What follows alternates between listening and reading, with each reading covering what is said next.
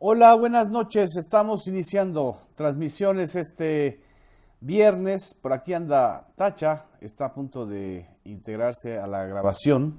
Buenas noches a todos los que se están uniendo. Voy a cambiar la pantalla. Buenas noches. Ayer no pudimos transmitir porque estábamos en un lugar donde la señal era muy débil, muy floja. Esas cosas de la banda ancha en México que nos impiden a veces poder estar con ustedes desde cualquier lugar. Galaxia, muchas gracias. A Iván Turomay, a Vi Casillas, a Ir Haciendo, a Un Rato, buenas noches. Buenas noches a todos los que se están sumando. Beto, Rafa, Ana María Vázquez, desde Cial, muchas gracias por estar aquí en este Periscope. Vamos a hacer un balance semanal desde Veracruz también, Querétaro presente, Tampico, de la castigadísima entidad de Tamaulipas, que vaya que Durango también es una entidad bastante castigada por el crimen organizado, Cancún, el rey Yadir de Durango, buenas noches, dice saludos desde la Puebla que pudrió Moreno Valle, por lo menos la entidad del huachicolero mayor llamado Rafael Moreno Valle. Esta semana vivimos o asistimos a dos procesos muy trágicos, muy conmovedores, muy conmocionantes, que forman parte son las dos caras de una misma moneda, que es la enorme crisis de derechos humanos, de violaciones a derechos humanos, de crímenes de lesa humanidad que se están cometiendo en el país. Por un lado, después de que el 3 de mayo hubo un enfrentamiento entre elementos del ejército y habitantes de una zona llamada Palmarito en Puebla, en un operativo para detener a los traficantes de combustible o a los huachicoleros, como le llaman en Puebla, supimos que hubo 10 muertos, 6 de ellos civiles, 4 militares. De repente, el miércoles, todo mundo vimos, o los que tenemos acceso a redes sociales o incluso en medios electrónicos, en televisión, el video muy conmovedor, muy conmocionante de un grupo del ejército, un comando del ejército, que le disparan a un civil ya sometido en el suelo. El video trató de ser compensado de manera discursiva por otro en donde se ven a los presuntos delincuentes de Palmarito atacar a los militares que estaban haciendo este operativo contra los huachicoleros en Puebla. La discusión otra vez ha polarizado y agentes del gobierno, por llamarlo de alguna manera, a los propagandistas de la versión de la mano dura, insisten una y otra vez que eso es lo que sucede porque el ejército está defendiendo al país, porque los delincuentes no tienen derechos humanos y porque hay que eliminarlos. Pero lo que no podemos evadir es que esta es una nueva crisis para la imagen, para la institución del ejército mexicano, que no tiene nada que hacer. Saludos desde Quebec, muchas gracias por estar aquí. Que no tiene nada que hacer en términos legales con las labores de policía que deberían hacer las instancias policíacas de los municipios de investigación y detención de delincuentes.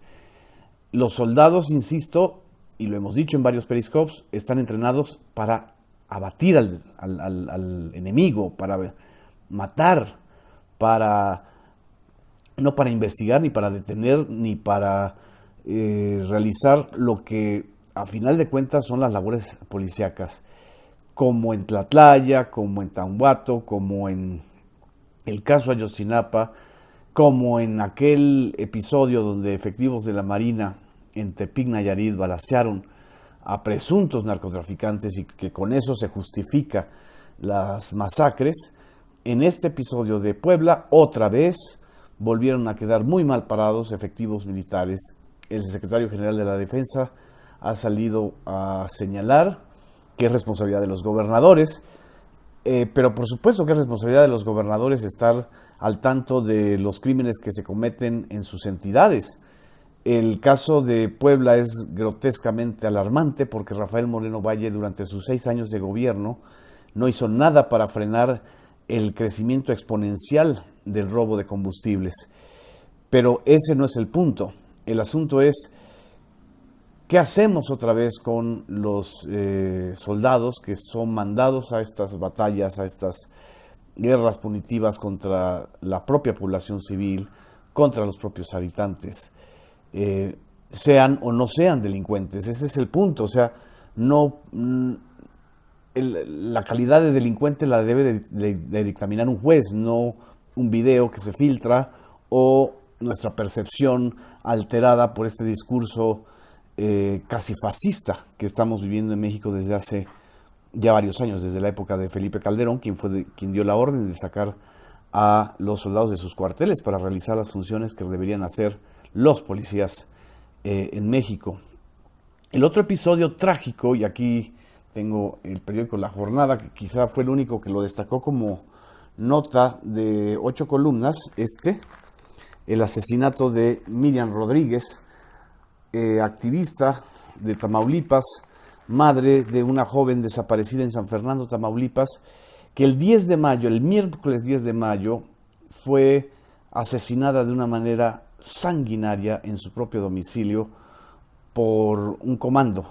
El asunto aquí más grave, más delicado, es que Miriam ya había reportado las amenazas, se sentía en situación de peligro y las autoridades no hicieron nada por darle la seguridad que merecía. Esta mujer muy valiente, yo la conocí en algunos eventos que se realizaron con organizaciones de búsqueda de desaparecidos. El caso de Miriam Rodríguez, por supuesto, ha recordado mucho el de Maricela Escobedo en Ciudad Juárez, que fue asesinada de manera brutal a plena luz del día frente al Palacio Municipal de la ciudad fronteriza de Juárez por un comando armado. Ella ya había denunciado la colusión de policías y de delincuentes en las redes de desaparición de su hija y de otras personas en Ciudad Juárez. Estamos realmente ante una crisis brutal. Esta semana en Londres, aquí voy a tener el periódico Reforma, porque lo cita en su artículo de hoy Carmen Aristegui, porque ha sido citado en otras análisis y en otras columnas. El Instituto Internacional de Estudios Estratégicos, IIS, afirma que México fue el país donde más personas murieron de forma violenta en 2016, solo por debajo de Siria. Y el análisis completo de esta organización señala que justo el incremento de la letalidad en México, es decir, de los enfrentamientos que a final de cuentas terminan en muertes y ejecuciones violentas, se relacionan justamente con la participación del ejército y de la marina en labores que no son para ellos, que deberían ser para los cuerpos policíacos.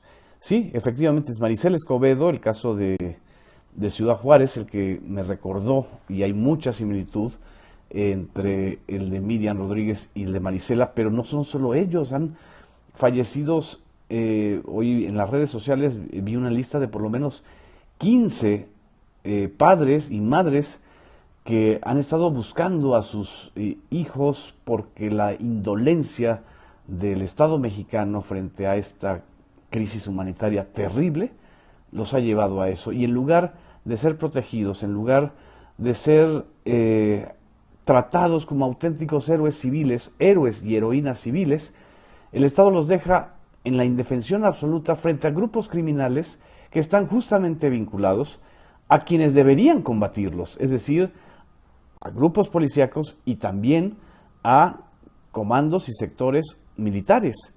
Esta es la verdadera crisis que en esta semana otra vez volvió a aflorar de manera tremenda.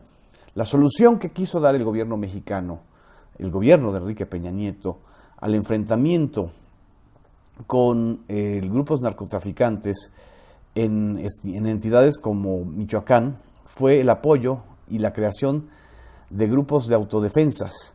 Muchas gracias a todos los que se están sumando. León tiene razón, es un estado fallido, fragmentado, corrompido, corroído. Es un estado de narcocleptocracia. Pero en el caso de Michoacán, el ensayo de las autodefensas, el apoyo del gobierno de Enrique Peña Nieto a las autodefensas terminó en uno de los episodios más grotescos, condenables, violentos, que fue la cacería al doctor Mireles.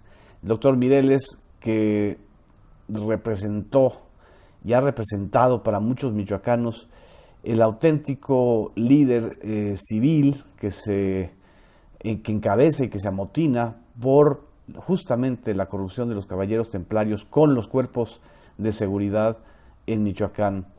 Mireles fue traicionado por Hipólito Mora, por Estanislao el americano, ya no me acuerdo ni sus nombres, nada más recuerdo que le decíamos Papá Pitufo a uno de ellos. Fue traicionado de manera brutal también por el gobierno federal de Enrique Peña Nieto, que le había ofrecido su apoyo para enfrentarse a la banda de la Tuta. Y no solamente fue traicionado, fue detenido de manera grotesca, estuvo más de 2 años en la cárcel. Los abogados que han encabezado la defensa de Mireles lograron esta semana su libertad bajo caución, una libertad no plena porque el doctor Mireles no puede salir del estado de Michoacán y tiene que seguir pues presentándose ante la instancia judicial. Dice que el pitufo era parte de los Viagras. Sí, es uno de los personajes estos de la narcotragedia michoacana. La liberación de Mireles es vis a vis el retrato del fracaso también que se ha generado cuando se intentó apoyar a grupos civiles que obviamente no deberían existir, porque en un estado sano, en un estado normal que tiene el monopolio legítimo de la violencia, no deberían existir estos grupos. Pero en entidades como Michoacán, como Tamaulipas, como Guerrero, como Morelos, en donde hay grupos también de autodefensas, como Veracruz, en donde el principal enemigo es el gobierno y sus policías, los habitantes han tenido que encabezar la resistencia. Me pide aquí que hable de Castillo, de Alfredo Castillo, el virrey. Alfredo Castillo es el criminal más tremendo que ha tenido el gobierno de Enrique Peña Nieto, porque además lo han encubierto. Parece que el gobierno de Enrique Peña Nieto se dedica a eso, a encubrir no solamente a Alfredo Castillo, sino a este señor Tomás Herón, cuando todas las evidencias señalan que ellos formaron parte de una red que agudizó y alteró las evidencias para combatir a los grupos criminales. Exactamente, Castillo hizo mucho daño aquí en Michoacán, como nos dice Roy 1892, y afortunadamente Mireles le ha sobrevivido con toda y su enfermedad. Es un hombre de más de 60 años con un respeto y un respaldo social que ya quisiera el señor Alfredo Castillo, a quien no respeta ni en la CONADE, ¿sí? Sí, efectivamente fue el artífice de este caso dramático, tremendo, de la niña Paulette, que la semana pasada fue incinerada, sus restos. Para terminar la semana, no podíamos dejar fuera de foco el tema del Estado de México, que sigue siendo el tema principal de la agenda de la política mexicana. Déjenme nada más echarme un cafecito, los invito, porque en estas tardes y noches nubladas se antoja un muy buen café mexicano. Y no es comercial porque no sé ni... Bueno, sé que es de Coatepec, Veracruz. Dice que Delfina ganó el debate. Yo no sé si Delfina haya ganado el debate, pero lo que sí sé es que sus otros contendientes la colocaron como la rival a vencer. Y al colocarla como rival a vencer, incluyendo a Alfredo del Mazo, que supuestamente encabeza al partido gobernante, al partido que durante casi 90 años ha hecho lo que ha querido del Estado de México, al colocarla como su principal adversaria, pues obviamente le están dando un lugar de triunfo. Las resonancias de este debate, que fue bastante aburrido, lo que revelan es justamente esta ya intención de polarizar la contienda entre el PRI, PANAL, Verde, los aliados del PRI, y la candidatura de Alfredo del Mazo, junto con la candidatura de Delfina Gómez, que pues está respaldada por un partido que apenas en 2015 obtuvo el registro, que es Morena, y que ya rebasó al PAN, que era la segunda fuerza histórica en el Estado de México, y ya rebasó también al PRD. Los grupos que están apoyando a Morena evidentemente provienen del PRD. El candidato actual, Juan Cepeda, pues ha estado jugando al asunto de que él es la auténtica izquierda, pero en realidad parecería, y sinceramente lo digo, que a estas alturas la opción B no era Josefina Vázquez Mota, sino Juan Cepeda para el establishment y el grupo Atlacomulco, el grupo Atracomucho. Sí, han desatado la guerra contra Morena, pero insisto, yo creo que lo que han logrado es darle mayor fuerza a Delfina, mayor credibilidad, la colocan como la rival a vencer, y en lugar de hacer una campaña de sensatez, están haciendo una campaña de despilfarro, de amenazas, de compra de votos. Hoy Delfina justamente denunció que están comprando votos por 5,000 pesos, y esta manera de tener este contexto en las elecciones del Estado de México va a ser muy difícil que augure unas elecciones tranquilas. Delfina va, Morena va, el episodio o el proceso electoral del Estado de México va a resonar hasta el 2018 de una manera impresionante. No hemos todavía hablado de los procesos electorales de Coahuila y de Nayarit, pero pues ya nos dará tiempo esta semana.